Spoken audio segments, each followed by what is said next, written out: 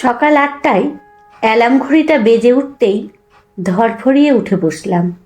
Alarm বেজে ওঠায় উঠে বসিনি, উঠে বসেছি পাশে নীলাকে শোয়া অবস্থায় দেখে। এখনো এত বছর তো কখনো দেখিনি সে এখনো বিছানায় থাকে। কিছু কি হলো? কাঁপা কাঁপা গলায় ওর গায়ে হাত দিয়ে ডাকলাম, নীলা, এই নীলা, কিছু হয়েছে তোমার? নীলা কেমন যেন অলস ভঙ্গিতে হাই তুলতে তুলতে বলল, কি হবে, ঘুমোচ্ছি। সব কিছু রেডি করে শুয়েছ আবার? না পলাশ, তুমি তো সব কাজ করবে, তাই না? ও কি বলছে বুঝতে আমার সময় লাগলো। এদিকে ঘড়ির কাঁটা বলছে অফিস ছুটতে হবে। উঠে তাড়াতাড়ি রান্নাঘরে গেলাম। কিছুই রেডি নেই। একদিকে চা বসিয়ে অন্যদিকে পাউরুটি টোস্টারে দিয়ে বের করলাম। দুজনেই একই অফিসের ভিন্ন শাখায় কাজ করি।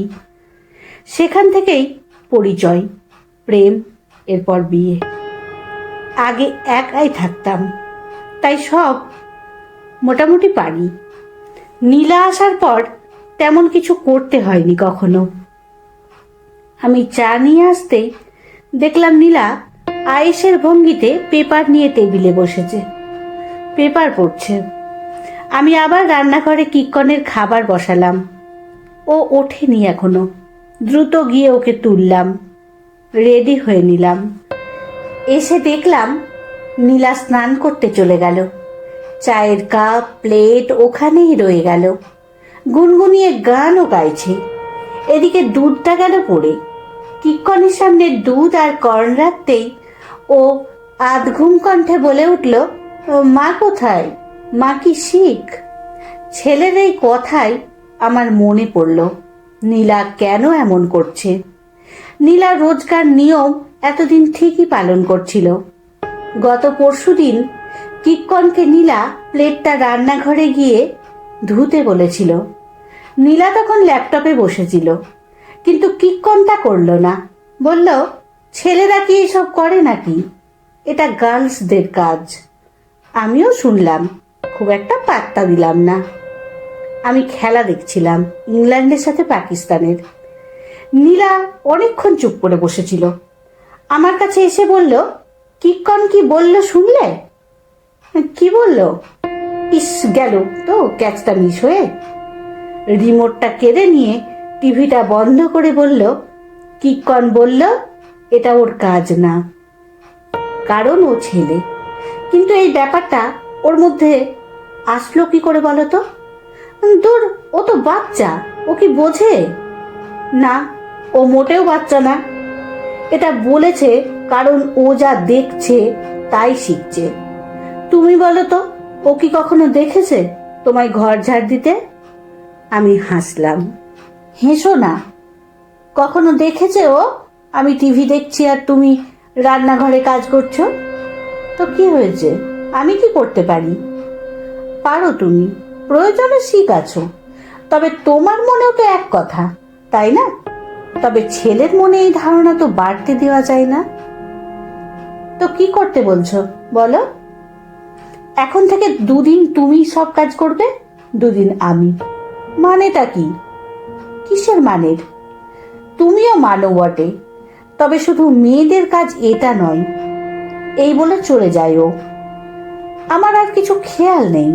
কাল অফ ডে ছিল, আজ অফিস। আজ থেকেই তো দেখছি এসব শুরু করেছে। নীলা রেডি হয়ে গেল অফিসের জন্য। আমি তখনও কাপ প্লেট ধুয়ে রাখছি।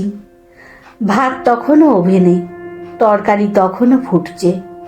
ছেলেকে টিফিন দিতে হবে, এরপরও টেক কেয়ারে যাবে। নীলাকে দেখলাম আর ভাবতে লাগলাম, এ কি ঠিক আমার নকল করছে? আমি কি ঠিক এই রকম করি? সকালে কি কিছুই করি না? তখনই ছেলের স্কুল বাসে হর্ন দিচ্ছে। আমি ওকে দ্রুত তুলে দিয়ে এলাম।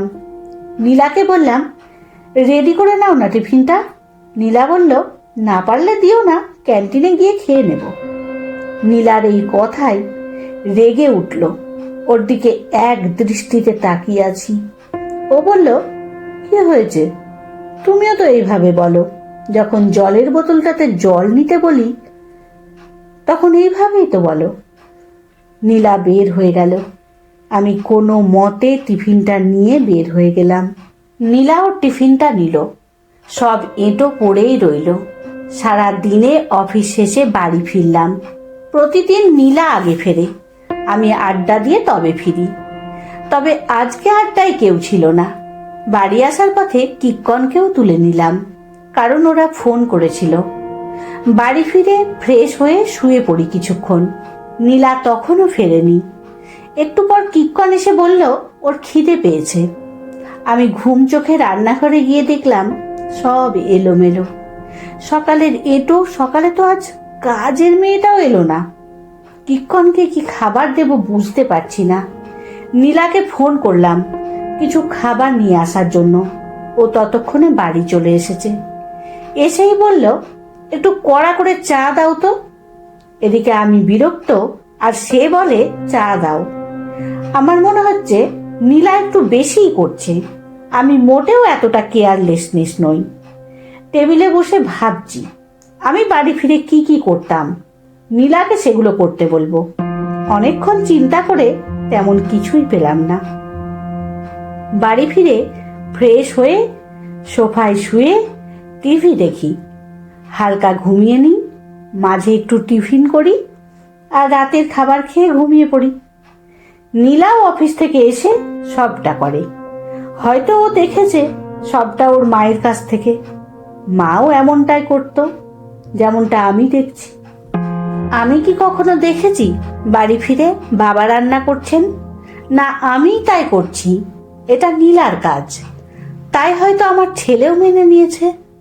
এখন বিরক্ত লাগা ব্যাপারটা কিছুটা হলেও কমলো। কাজের মেয়েটাকে ফোন করলাম কাল সকালে আসবে কিনা। বলল ওর ছেলের জ্বর, তাই আসতে পারেনি। এখন ডাক্তারের কাছে নিয়ে যাবে, কালকেও আসতে পারবে না। তার মানে কাজ জমিয়ে রাখলে আরো বাড়বে। লেগে পড়লাম কাজে। কিক্কন পেন্সিল হাতে হোমওয়ার্ক করতে করতে উকি দিয়ে আমায় দেখে যাচ্ছে। আমি বললাম কিছু বলবে? বাবা, মা কি অসুস্থ? না, মা রেস্ট নিচ্ছে। কেন, তোমার কি মাকে অসুস্থ লাগছে? ও ঠিক জানে না হয়তো কিভাবে অনুমতিটা শব্দের মাধ্যমে ব্যাখ্যা করতে হয়। নীলা হালকা ঘুমিয়ে উঠল। এদিকে দুটো রান্না করেই আমার কাজ ফুরোলো না। অনেকদিন পর, তাই যেন আরো এলোমেলো লাগছে। এদিকে নীলা খেয়ে উঠে ল্যাপটপ নিয়ে বসলো। আমি নীলার কিক্কনের থালাটা তুলে নিতে কিক্কন তাকিয়ে আছে। এর পরদিনও এইভাবেই কেটে গেল। তারপর দিন আবার নীলার দায়িত্ব এলো। আমি এবার রেস্ট পেয়ে যেন স্বস্তি পেলাম।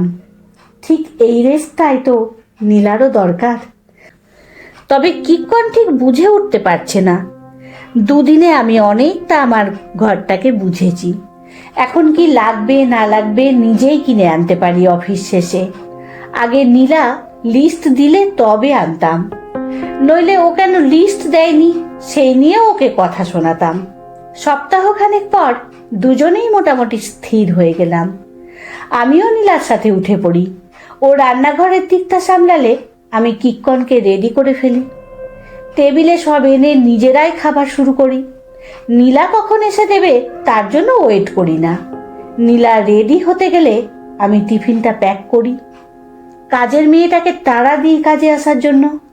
বাড়ি ফিরে কিছুক্ষণ রেস্ট নিয়ে দুজনেই ভাগাভাগি করে সব কাজ করে ফেলি। এতে আমাদের কথা বলা, সময় কাটানোও বেশি হয়। কিক্কনকে পড়াতে বসালে আমি তখন চারিদিকটা গুছিয়ে ফেলি।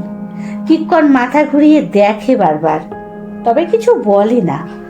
নীলা ওকে পড়াতে ব্যস্ত, এতে ছেলের পড়ারও ভালোই উন্নতি হয়েছে।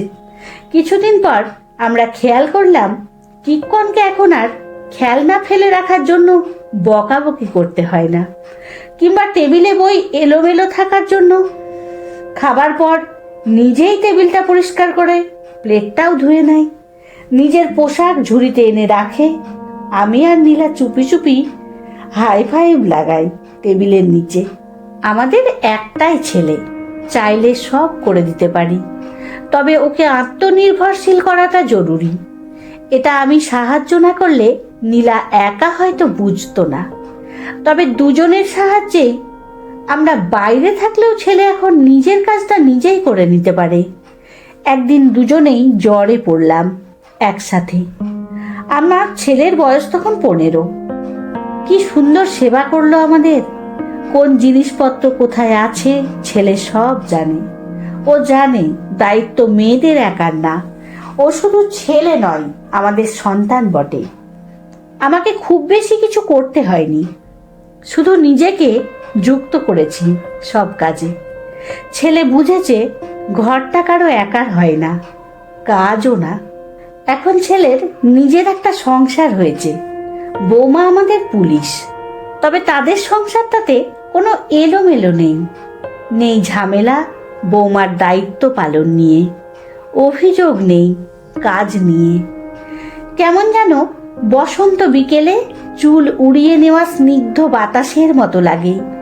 ব্যাপারটা শুধু নিজেকে যুক্ত করাতে ছিল, আমার সাথে নীলার আর নীলার সাথে আমার।